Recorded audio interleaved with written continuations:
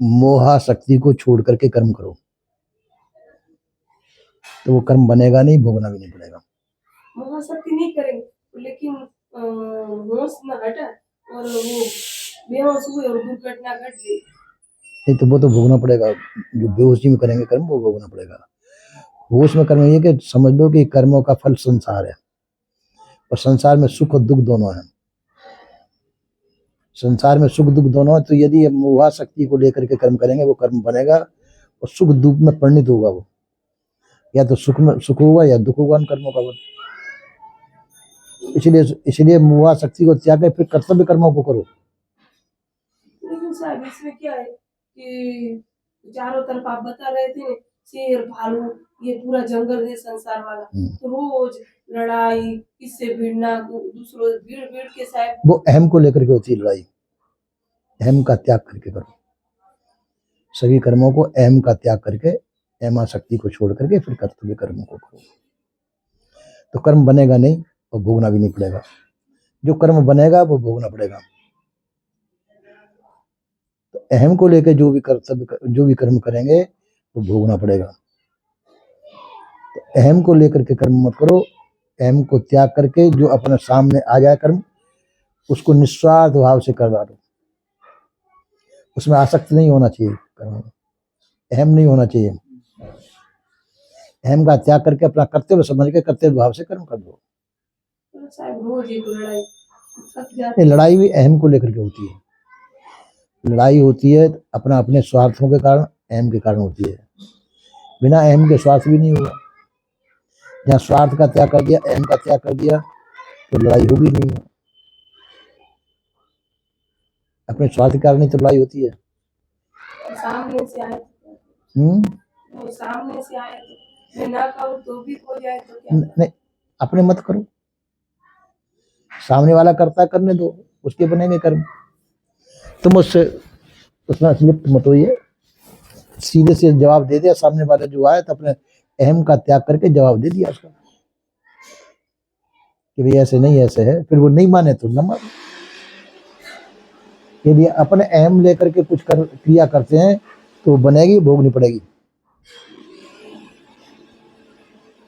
जैसे पानी पे लकीर खींचेंगे तो बनती जाएगी और मिटलती जाएगी नीचे से, है ना। और रेती के ऊपर वो लकीर खींचे तो बनेगी, कुछ समय में हवा से बिगड़ जाएगी, कुछ समय पर रहेगी, कुछ समय तक। और पत्थर पे लकीर खींच दे तो वो कद भोगना पड़ेगा। इसी प्रकार से जो कर्म पत्थर की लकीर जैसे बनते हैं वो हमको भोग करके जब ही पीछा छूटेंगे। और पानी की लकीर की तरह से करेंगे और वो करेंगे तो ये जो है साथ साथ मिटते जाएंगे। मिट्टी के लकीर के ऊपर करेंगे तो वो भोगने भी पड़ सकते हैं, नहीं भी भोगने पड़ सके तो वो मिट जाएंगे, है ना। इसलिए हमको कर्मों के अंदर अहम न रखें, अहंकार का त्याग करके फिर कर्तव्य कर्मों को करिए। समझो कि ये सब झूठा है, सब झूठा है और झूठ ही हम कर रहे हैं, ये झूठा खेल खेल रहे हैं। जैसे भले तुम कोई खेल खेल रहे हो, शतरंज का खेल खेल रहे हो या चौपड़ खेल रहे हो, शतरंज का खेल खेलते हो। एक तो ये कि उसमें जुआ खेलते हैं, पैसा रखते हैं। पैसा रखा तो पैसों को तो आसक्ति हो जाएगी कि मैं हारूंगा, मैं जीतूंगा। और पैसे की बाजी मत रखो और चौपड़ खेलिए, जुआ खेलिए, तो समझो उसमें पैसा तो जा नहीं रहा है, हारे या जीते। उसका अहम का त्याग करके फिर चौपड़ खेलो करो तो वो जुआ नहीं हुआ। जहाँ बाजी लगा दी वहाँ जुआ होता है। तो इसी प्रकार से हम जो भी खेल खेल रहे हैं उसमें अहम की बाजी मत लगाओ। तो वह हार हो चाहे जीत हो बराबर है, तो खाली मनोरंजन के लिए खेल खेल रहे हैं, है ना। जहाँ बाजी लगा दी वहाँ मनोरंजन नहीं रहा, तो फिर अहंकार आ गया। अहंकार को लेकर जो भी कर्म किए जाएंगे वो भोगने पड़ेंगे, है ना। बाजी लगा देंगे तो चाहे शतरंज का खेल हो चाहे किसी का खेल हो, उसमें भुगतान करना पड़ेगा। पत्थर की लकीर है, वो भोगना पड़ेगा और उसका भुगतान करना पड़ेगा, है ना। तो इसी प्रकार से अपने को भी कर्म करते हो अहम का त्याग करके करो। खाली ये समझ कर करो खाली ये तो खेल है, संसार के व्यवहार खेल समझ के करो। कई के जैसे बच्चे आ गए, बच्चे खेल रहे हैं, उनके साथ में अपने भी खेलने लग गए। तो खेलने लगे तो वो सच्चा भाव तो नहीं, वो खाली बच्चों को खिलाने लिए खेल रहे हैं, अपना कोई सत्य भाव नहीं है। एक कर्म कर रहे हैं अपन, बराबर का कोई व्यक्ति है वो, और राग द्वेष को लेकर कर्म कर रहे हैं, तो राग द्वेष को लेकर के जो कर्म किए जाएंगे वो बनेंगे, वो भोगने पड़ेंगे। तो राग द्वेष के साथ में अहम होगा, तो अहंकार को लेके जो भी कर्म करेंगे वो भोगने पड़ेंगे। तो इसलिए अहम का त्याग करके हमारा कर्तव्य क्या कहता है इस समय पे, उस कर्तव्य को लेकर के जो कर्म कर दो, उसके संस्कार अंदर मत जमने दो, तो वो भोगने नहीं पड़ेंगे, है ना, वो भोगने नहीं पड़ेंगे। इसी प्रकार से सभी कर्मों को ऐसे करना चाहिए कि कर्म जो हम करें शरीर से कर रहे हैं, शरीर हमारा स्वरूप नहीं है। तो अंदर से सर वो वेग सब निकल रहा है, वो वेगों को समन नहीं बोलता है। तो वो अपनी असावधानी है, उनका वेग का समन करना चाहिए। कोई कुछ करके गया तो उससे ज्यादा वेग बन गया। तो वो अहंकार है ना हमारे अंदर, इसलिए किसी ने कहा अहंकार नहीं है हमारे अंदर, तो कोई कुछ भी कह जाए, कुछ नहीं होगा। उसने कहा, जैसे किसी ने हमको कुत्ता कह दिया, तो हम अपने आप को कुत्ता क्यों समझें? उस गाली को हम अपने ऊपर क्यों ग्रहण करें? कह दिया उसको, वहीं से मैं छोड़ दो। तो वहीं का वहीं छोड़ देने से वो अपने ऊपर ग्रहण नहीं होगी, वो बनेगा भी नहीं। गाली जब अपने ऊपर लागू होती है जब उसको गाली को हम अपने ऊपर ले लेते हैं, तो उस गाली को अपने ऊपर मतलब मैंने अहंकार का त्याग कर दो। अहंकार का त्याग करने से वो गाली अपने ऊपर ग्रहण नहीं होगी, उस हंसी में इधर उधर टाल दो।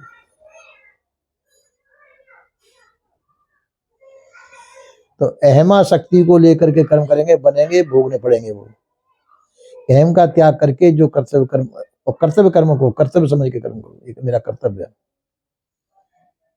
कर्तव्य के अंदर भी अहम नहीं होना चाहिए, कर्तव्य के अंदर भी अहम नहीं होना चाहिए। जैसे सर्प निकल आया, सर्प निकल आया, अब तुम जो है कि ये खा लेगा, काट लेगा, उसको मारेंगे आप, काटा तो नहीं उसने किसी को, उसको मारेंगे कि किसी को काट न ले, तो वो कर्म बनेगा, भोगना पड़ेगा। निकलने के लिए जगह छोड़ दो उसको, अपने बचाव करो, उसको भी बचाओ।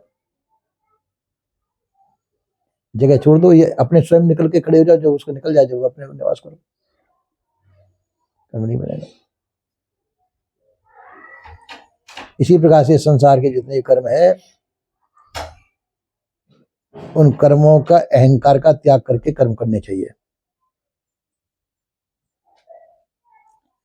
किसी को कुछ तुम शिक्षा दे रहे हो तो शिक्षा में अपने आप को गुरु मत समझो, अपने आप को अपना कर्तव्य समझो। किसी ने पूछा है अपने बता दो, सरल स्वभाव से। और जहां आपने ये समझ लिया कि ये मेरा चेला, मैं इसका गुरु हूँ, ये जानता नहीं है, मैं जानता हूँ, अपनी जानकारी का अहम होगा, तुम्हारा कर्म बनना चालू हो जाएगा। कर्म बनना, जहां कर्म बनना चालू हुआ तो भोगना पड़ेगा।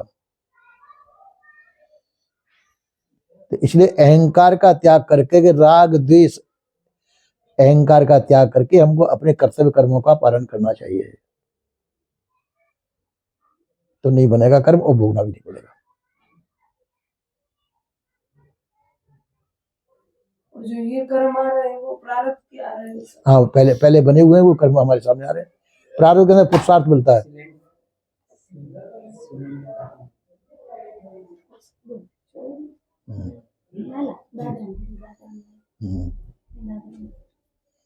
जो कर्म आ रहे हैं पहले के वो उनको कहते हैं प्रारब्ध। पहले के किए हुए कर्म वो भोगने में आते हैं। पहले कर्मों का फल हम भोग रहे हैं, पर उसमें क्रियामान मिलेगा हमारा जब वो भोगने में आएंगे। जो पहले के कर्म किए हमारे कर्म आगे, पर उसके साथ में क्रियामान मिलेगा, अभी क्रियामान मिलेगा जब वो हमारे कर्म उसमें आएंगे व्यवहार में। और क्रियामान न करें तो वो पड़े रह जाएंगे। पर वो प्रारब्ध ऐसे वैसे नहीं जाएंगे, वो तुमको प्रेरित करेंगे वो काम करने के लिए। जैसे तुम शांत बैठे हो, तो मेरे को कुछ नहीं करना है, मेरे को किसी को कुछ नहीं, तो दूसरा आके गाली देने लग जाएगा तुमको, सही बात है, सही बात है, सही।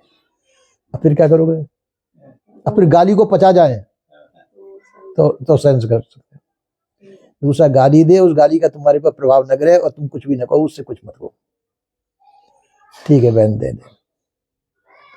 और गालियों पे आपने जवाब दिया तो झगड़ा होगा। उसने तो 2 गाली बोली साहब, हम लोग 10-15 बोले। हाँ तो वो 10-15 हो जाएगा। पड़ जाएगी। हाँ, तो वो कर्म बनेगा तुम्हारा, कर्म बनेगा, वो भोगना पड़ेगा। उसकी गालियां सुन लो, पर यूं नहीं, ऊपर से नहीं कहा कि बाबा जी ने कह दिया कि भाई कुछ नहीं करना, लड़ो मत, झगड़ो मत, अंदर तो घुस गया वो कर्म। अपने ऊपर से तो नहीं कहा कि मने कर दिया बाबा जी ने, कोई जवाब नहीं देना, पर वो अंदर संस्कार बन गया उसके, उसने मेरे से ऐसा क्यों कहा, वो महीनों तुम्हारे पीछा नहीं छोड़ेगा। उसने मैंने कुछ नहीं कहा, उसने इतना क्यों कह दिया, कैसे कह दिया, वो अंतःकरण में बैठ गया, वो कर्म वो बन गया। आपने उत्तर नहीं दिया तब भी बन गया, वो अंदर ही नहीं बैठने दो, उसको घुसने मत दो। कोई गाली दे रहा है उसको अंदर मत बैठने दो, अंदर मत उताल दो ऊपर से ऊपर ही, तो वो नहीं बनेगा, वो भोगने में भी नहीं आएगा।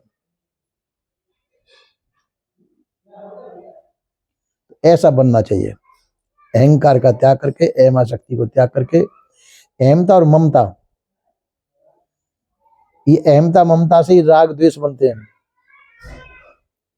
और अहमता ममता को त्याग देंगे, राग द्वेष नहीं बनेंगे, राग द्वेष नहीं बनेंगे तो नए कर्म नहीं बनेंगे, पहले के प्रारब्ध तो भोगने में आ जाएंगे, खत्म हो जाएंगे, तो अभी के कर्म नहीं बनेंगे, तो बंधन टूट जाएगा।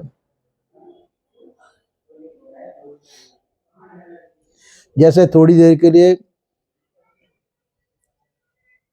कोई व्यक्ति नई साड़ी लेके आए, तुम्हारी सहेली, अब तुमने कहा कि ये साड़ी तो मुझे भी लेनी चाहिए, मेरे पास भी ऐसी साड़ी होनी चाहिए, ये अहंकार जग गया,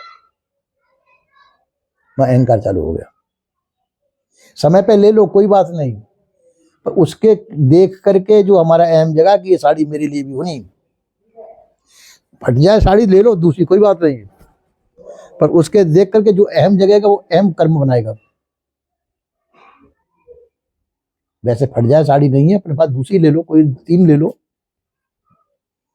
है ना, तो वो कर्म नहीं बनाएंगे। कोई तुमको अहंकार जगाना चाहता है, अहंकार अपने मत जगने दो। तो इसलिए कोई भी कर्म मोह के वशीभूत होकर नहीं करना चाहिए, अहम के वशीभूत होकर कर्म नहीं करने चाहिए। हाँ करना है तो कर्तव्य कर्म समझ के करो, ये मेरा कर्तव्य, कर्तव्य आ गया, और कर्तव्य के अंदर भी अहंकार नहीं होना चाहिए, अपना कर्तव्य के अंदर भी अहंकार नहीं जगना चाहिए, अहंकार को न जग करके फिर कर्म करो,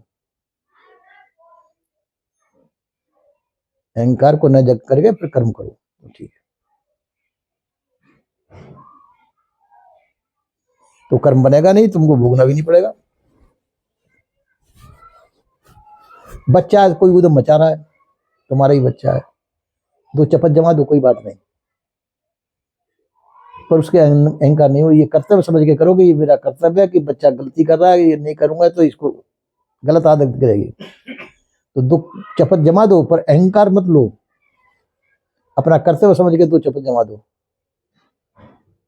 तो जब अहंकार जग जाएगा तो तुम चपत नहीं जमाओगे, तब भी अहंकार बन गया, वो कर्म बनेगा। और कर्तव्य समझ के 2 चपत जमा दो, तो बस वो उसको फिर वहीं की वहीं भूल जाओ, वो तो वहीं की वहीं लेन देन भुगतान पूरा हो गया, तो चमक जाएगा, बच्चा भी रोक दिया तुमने और उसका अहंकार नहीं जगाया, हो गया काम पूरा। इसी प्रकार से हमारे मस्तिष्क में नाना प्रकार के विकार जमे रहते हैं, उन विकारों के द्वारा हम कर्म करते हैं, वो बनते रहते हैं और वो हमको भोगने पड़ते हैं।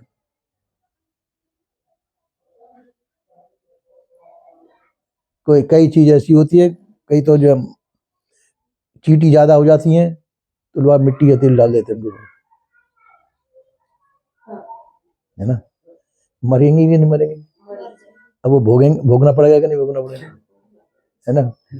और आप तो समझ लेके मिट्टी तेल डाल दिया, चलो सफाई हो तो झाड़ू पड़ी तो कितनी हत्या बनी, तुमने हत्या बनाई।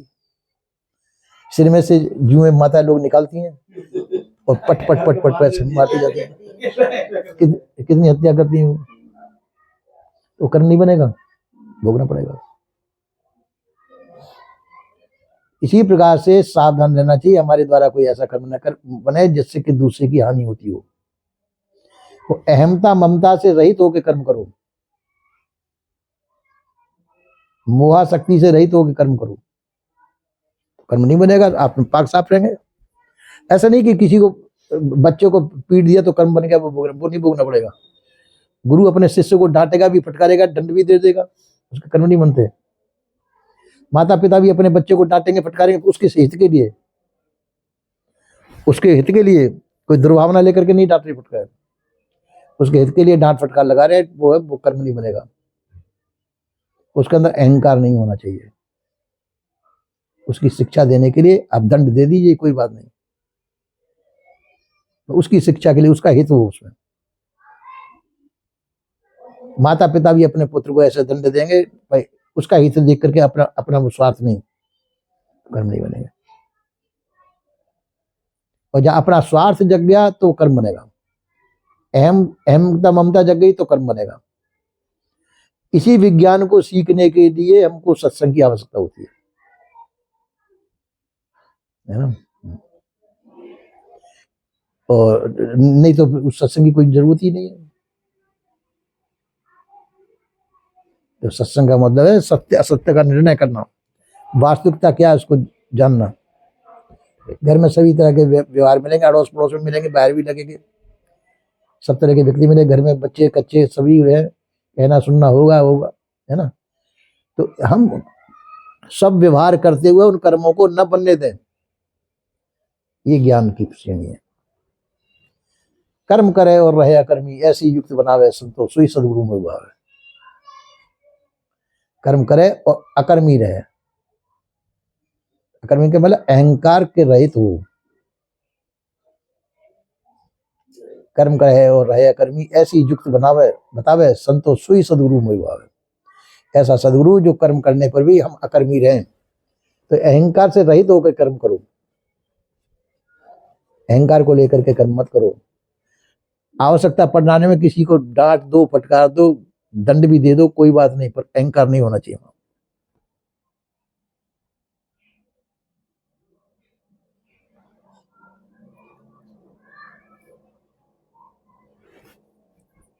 और जहां अहंकार जगह वहां कर्म बनेगा, वो भोगना पड़ेगा। संचित क्रियमाण प्रारब्ध कर्म बनेंगे, ये भोगने पड़ेंगे।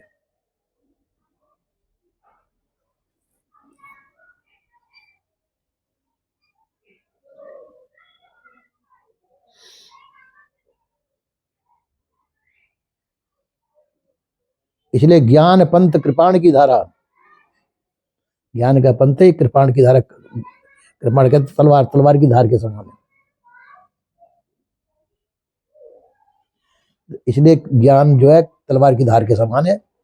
ये पहले तो समझ में ना, कहत कठिन समझत कठिन, साधन कठिन विवेक।